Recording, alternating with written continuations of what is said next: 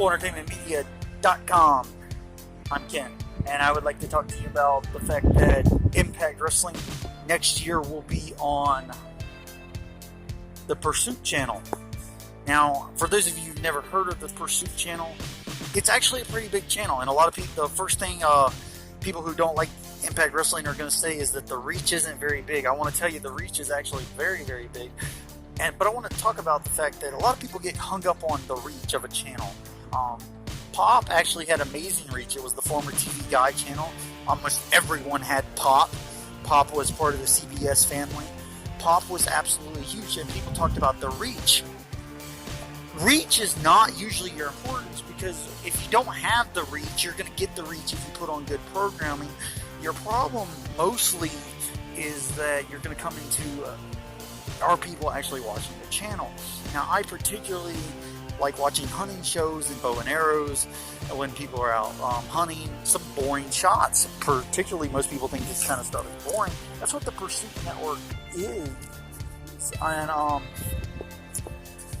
my bigger question is, does that transition into a wrestling demographic? That translates into country people. Now, let's just be honest. Country people and wrestling kind of go hand in hand, so maybe that's what their marketing scheme is, or maybe more likely there is no marketing plan or logic behind it, and it's just a TV channel that was willing to air Impact Wrestling. Now, maybe there is some marketing and we get some good numbers. The problem, folks, I want to point this out, is not the fact that this channel doesn't have reach, which people will try to make that into what this is about, but it's not. I mean, Pop had good reach. The problem was no one watched Pop. The Pursuit has good reach.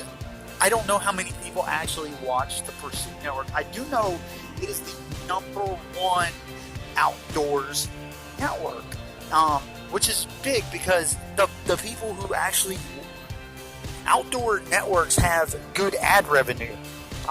They sell bows because people who are into this tend to spend lots of money.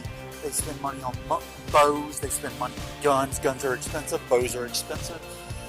So the ad revenue for people who advertise during those programs is actually pretty good, really good actually. So there's a lot of money to be made. But here's the thing, those people are going to want to advertise during hunting shows. Those people are going to want to advertise their guns during gun shows. How does that going to, that doesn't mean shit for Impact Wrestling as far as how's that going to transition unless they pay just to advertise on their network. And they're probably going to be mad if their bows and guns get advertised during the wrestling program, because the reason they're advertising on that network would be not because it is just a network that is about hunting. When you got a wrestling show on there, they don't want to advertise during that. I just don't see how that could transition. Anyways, that's just my thoughts on that. I think it's pretty good. Obviously, it's good that they have a TV deal, and I'm out. Kent for fullentertainmentmedia.com.